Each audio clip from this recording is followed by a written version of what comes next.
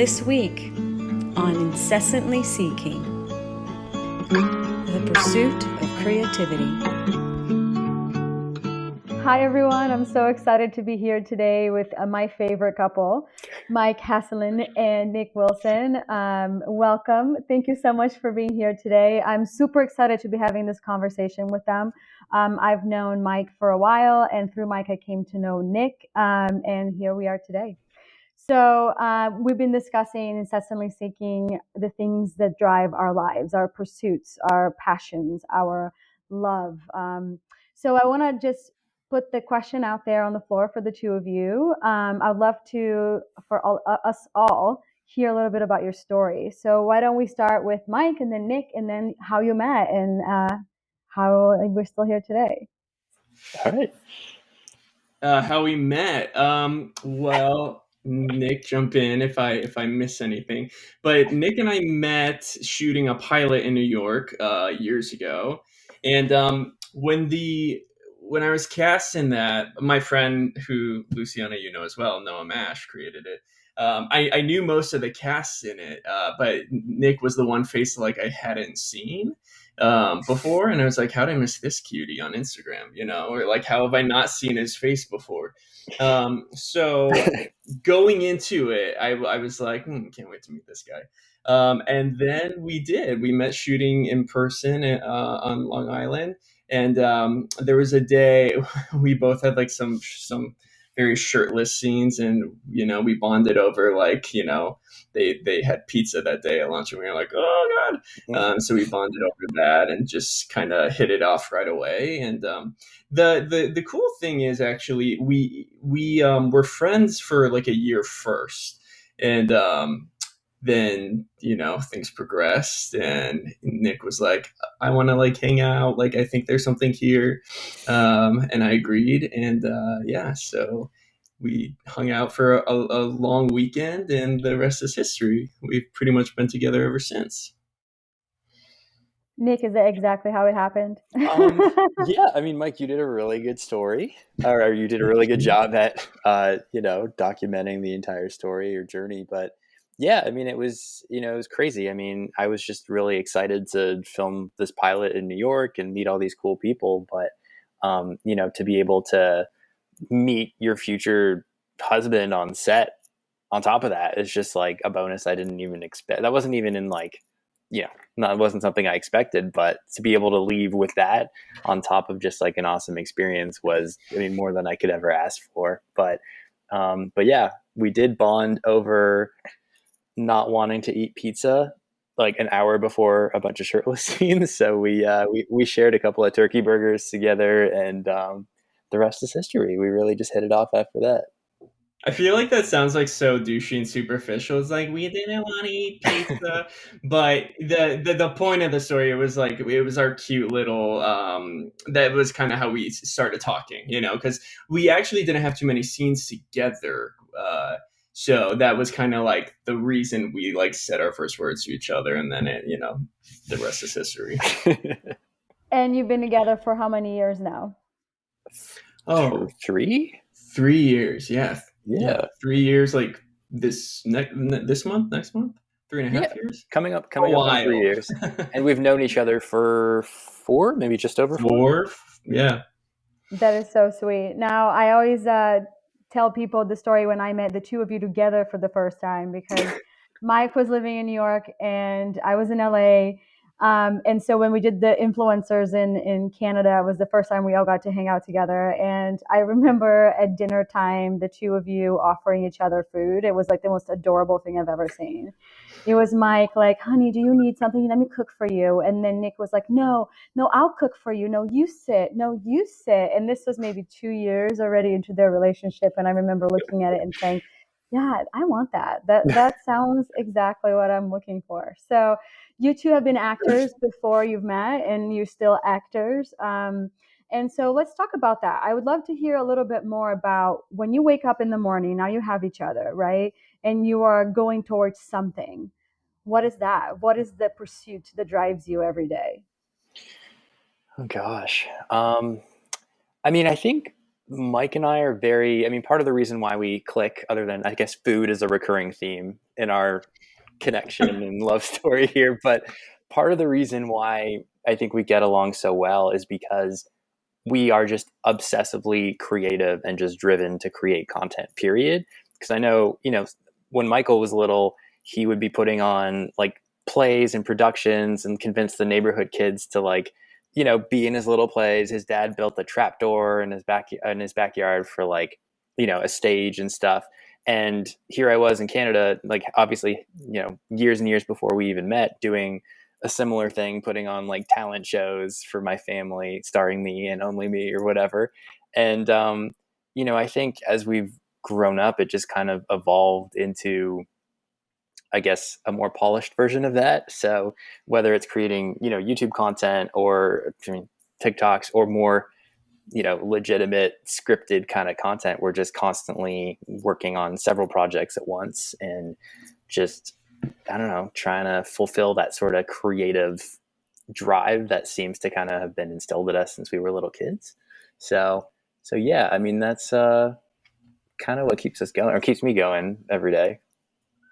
Yeah, totally. I had this epiphany like a couple of years ago, because I've been acting since I was 5, and I went to school for acting, like to college, to conservatory, and I just really realized over the past few years, because then I started to dip into writing and directing, and we all worked on the influencers together and many other projects, that I really had this epiphany a few years ago that like it sounds like I kind of love slash hate the word creator because I feel like everyone's a creator these days. But I did realize I was like, oh, I just like creating things. I just like making shit. Like even like Nick said, when I was little, I would like try and do a stage version of Jurassic Park and make all my brothers and the neighborhood kids be in it. And I was just always making stuff or making a puppet show or whatever. Um, and I've actually found like a ton of freedom in that too. It's like it's not this little box of like must be successful actor, because I am luckily just as equally fulfilled doing so many other things. I just want to be part of it. I want to make stuff. I want to help my friends make stuff. And like Nick said, I think that's one of the many reasons we really do well together. Because after the person I dated before Nick, I was like, I'll never date an actor again. But it works for us because we have a similar drive and spirit, and it's just honestly, it's like it's like a childlike creativity. It's just like we just are silly and like to make shit and try things. And if it's not, TV, then Nick's making music and I'm helping with that. Or, we can't help ourselves. We're pretty insatiable, but I think in a good way, knock on wood. It depends on the week. And I love that you brought up the word creator, because as we all start to write, direct, produce, and create content of different forms, I am confronted with that a lot. I'm not sure if you guys get that question, like, but what do you really want to do? Do you get Yeah, that? Yeah. totally. I feel like it is slowly shifting though. And Lucy and I'm interested in if you think the same thing, but I feel like way back when you could only be one thing. It's like if singers wanted to transition into TV film, they couldn't, or they weren't respected as much, and vice versa. And now I do think we kind of live in the age of the multi hyphenate, where like people, everyone has is wearing so many hats. But I totally know what you mean. I do get that sometimes, where sometimes it's like they want you to pick a lane and be like, okay, but what do you really do, or what do you want to do? And it's like, no, I like doing all of these things equally. But I also think maybe it's just people not being able to really mentally grasp it themselves, and they want you to be able to define and lay it out. And you're like, and creator can, that's why I made a joke earlier about it. It can just sound like so vague, like a lot of like TikTok influencers are like, I'm an online creator. It's like, okay, sure. And they are fine, but you know what I mean? I think yeah, I know what you mean. I think people just kind of want you to like pick a lane so that it makes more sense to them sometimes, Yeah. maybe.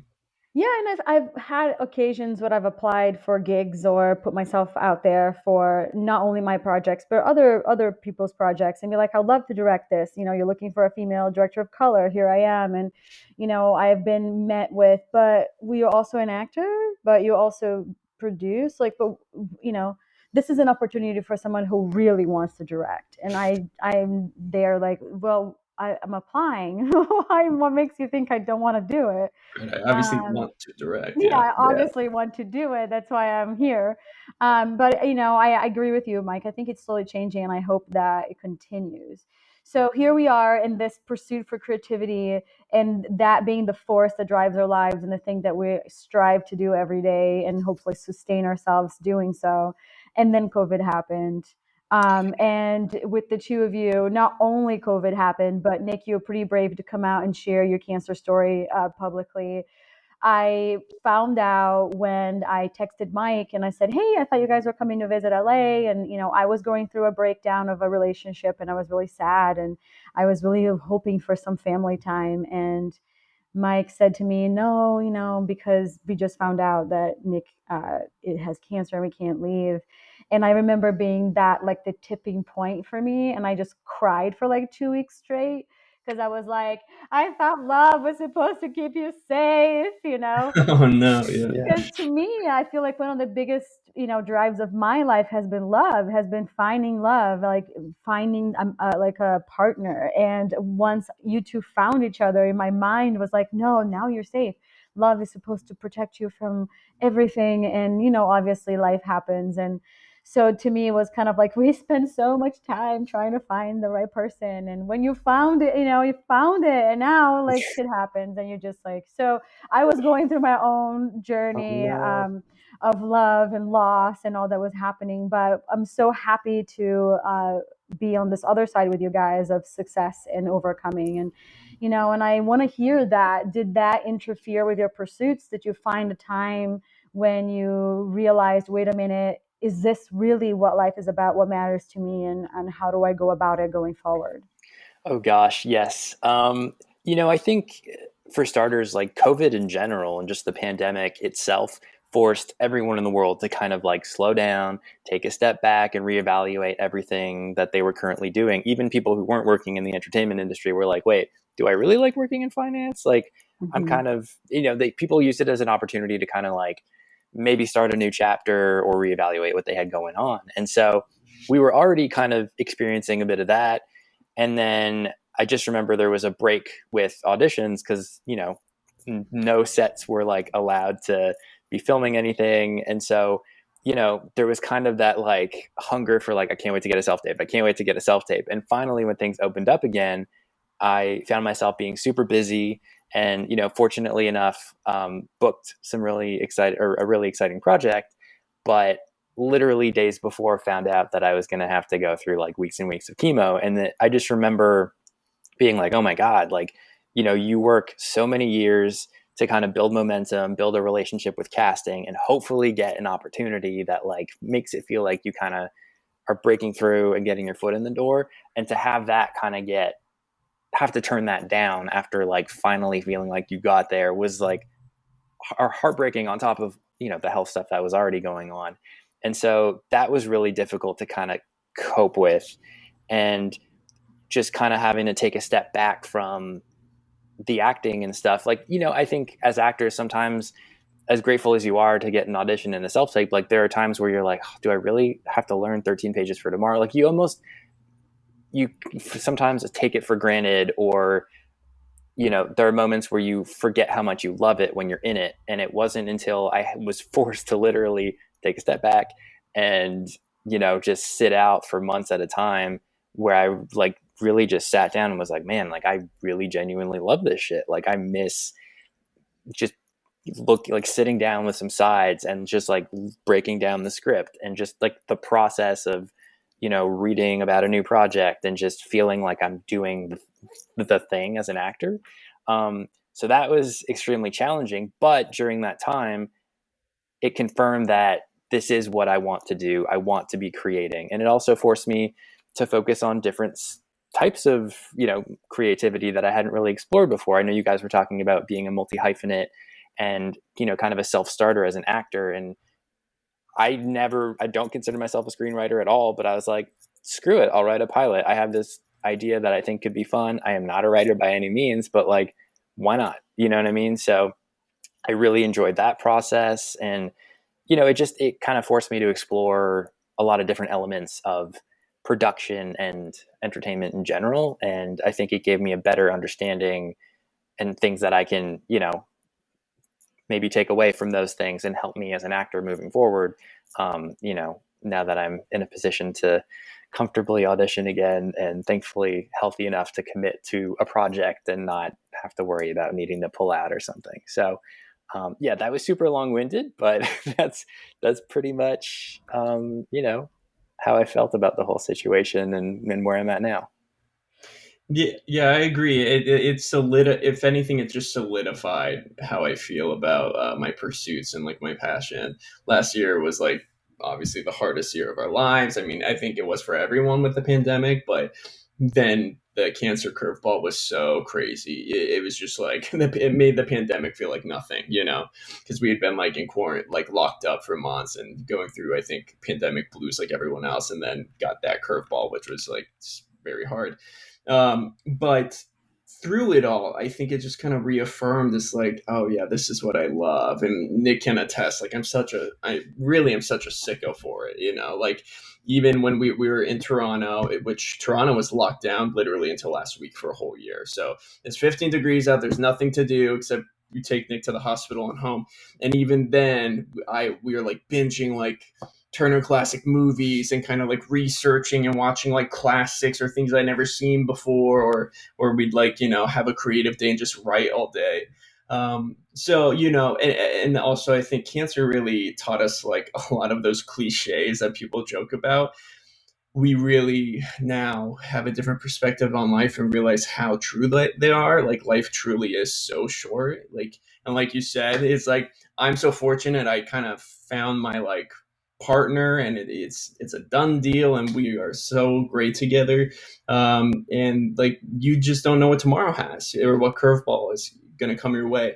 So it kind of just made me really be like, once we get through this, and I know we will, like, we got to go for it even harder, you know, because I'm like, you have one life to live, and you know, I'm gonna chase it harder than ever before because now I feel like I have a better sense of how precious life is, you know. Yeah. I love that. I love that you guys, I think as artists, it gives us this perspective and ability to really look deeper into the curveballs that life throws us. But for right here with the two of you, is that your creativity really was a comfort for this time. You know, once you had this time to realize that, oh, wow, I really did want to do this all my life and I am doing it in whatever capacity. And I love that, Nick, that you were like, oh, I'm just going to write because why not? And I think that at least for me as well, during the pandemic, we found new ways to explore the things that we wanted to be doing, and in some ways opened up new doors that maybe we wouldn't have walked through if this hadn't happened. So now going forward for the two of you, right? We had the before, we had the big disruptor for the two of you more than in one way, and now we're past it, right? We're just about to move forward, and I hear this constant request of the back to the new normal or back to normal. I keep saying back to the new normal because I hope it's new. I want to hear for you guys, like, how do you looking forward? How do you envision what you experience, not only projected in your creativity, but also in your life? For starters, I will never be nervous for an audition or self-tape ever again. just because compared to what we've been through and the situations that we found ourselves in over the past 9 months, like if we can get through that, like I, you know, I could care less. I'm just going to go in and do the work and put my best foot forward. But, yeah, I mean, I think it was just a reminder that life is short. So if you have an idea for a short film, a script, a TikTok video, whatever it might be, put it down, put it out there, and get it done. Just create whatever you want to create. Don't second guess yourself. Stop worrying about that. Listen to that little voice inside of your head, the imposter syndrome or your inner saboteur. Like, just, you know, ignore that and just trust your gut and just go for it. And I'm just so excited to get back to creating ideas and hopefully, working a ton. Yeah, I'm really looking forward to. I keep reading all these articles that say like, once we go back to normal, whatever that means or looks like now, that it's going to be like the Roaring Twenties again, which it's always interesting with history how it's just a giant cycle.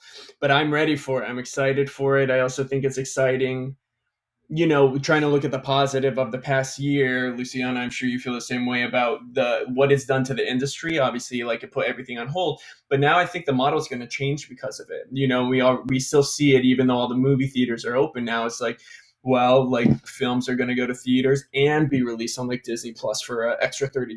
You know what I mean? So it's interesting. I'm just excited to see what happens, and also I along the lines of how they're saying it's going to be the Roaring Twenties. I think everyone has like this newfound zest for life, and we know what it's like to be on hold and to not have outlets or options or things to do.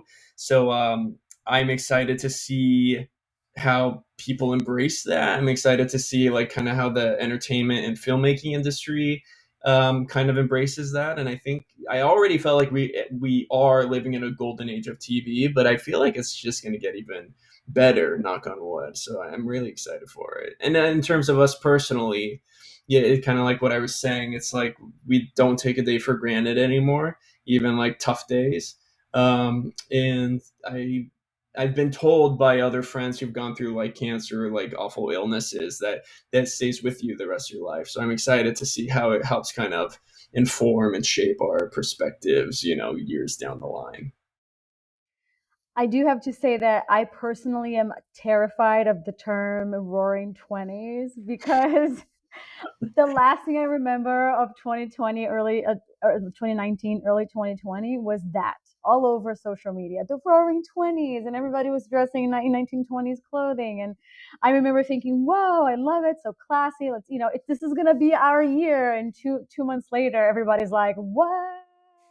Yeah, I was just gonna say that wasn't that so the sentiment, like everyone, because it's a new decade, that's exciting, right? And it's not like the teens, it's like the 20s, and everyone was like, 2020 is gonna be my year, like, gonna make 2020 my bitch, and then like, Nope. whoops, yep, I can safely say I think 2020 made everybody their bitch. Yeah. yeah, amen.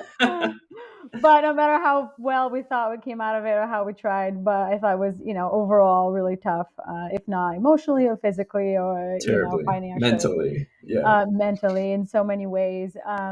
But as we start to wrap up, and I've been loving this discussion about the pursuit of creativity, I would love for you guys to add any last remarks, anything you want to share. I love what you said, Nick, about pursuing what you love. You mentioned movies that you watched that helped you research and be motivated and excited. Any titles you'd like to share? I mean, my new motto is life's too short to be anything other than your authentic self. And I feel like that should and does apply to everyone out there. But in terms of things that we've watched recently that inspired me, Hacks on HBO Max. I think we watched it in 2 days, maybe 48 hours. It was So good. so well written, and then also very introspective because it's about the industry as well, and how ridiculous certain elements of you know of all of it is. But yeah, Hacks was really really great. Yeah, that was super good. So what, during when we were locked down in Toronto, I basically started watching all the classics like I had never seen. Like I'm ashamed to say it. At the time I hadn't seen like Citizen Kane or like Gone with the Wind. So I just made my way through like all of those, Sunset Boulevard, and I love classic Hollywood. So like that time period or those movies just like really like did it for me. But along those lines, like I think my biggest thing that I've realized that works for me the past few years, and the biggest advice I kind of give to like fellow creatives or artists is like, you just got to do whatever it takes to keep yourself inspired. You know what I mean? And like, it's different every day. Some days maybe it's like journaling and going for a long walk and listening to like a podcast that's going to get you thinking or inspired. For me, it's watching like old fashioned movies and watching I don't know, the Hollywood Reporter roundtables. So whatever it is, and it can be as simple as like drawing or a walk or like whatever to, writing or something more involved. I think you just got to do whatever keeps you in that place, of feeling like inspired and motivated, and like that brings that like kind of childlike curiosity out. And it's easier to do, some days than others, but I think that's kind of the goal, and if you can kind of live in that space, I think, you tend to be more productive and happier. I love that. And before we go, can you both share where people can connect with you? I personally love your TikTok videos. I find them hilarious. So I recommend them to everybody. Yeah, if you can just share your handles and Sure, people can sure. connect with you there.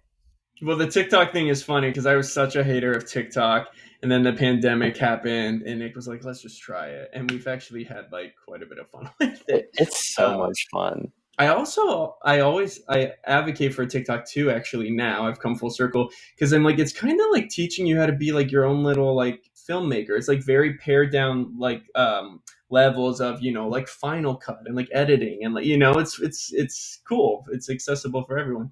But you can find me on all the social things at Mike Heslin, and we're on TikTok as at Mike and Scotty. Yeah, you can find me on all my socials at Scotty Dynamo. I DJ under that name, and I should probably figure out how to pivot and navigate that moving forward as an actor. But, we'll deal with that in 2021. And here we are. Thank you so much for your time. I appreciate you guys joining me today at Incessantly Seeking, talking about the pursuit of creativity. And I look forward to see what else you guys create and put out in the world. And I'm personally so grateful and, love spending the creative time together and just having fun. And if you haven't yet, do check the influencers on Amazon streaming. Thank you for having us. Yeah, You thanks so much obviously for know how having much us. we love you. This was so fun. Yes, I love you guys. I hope I see you both soon. For sure.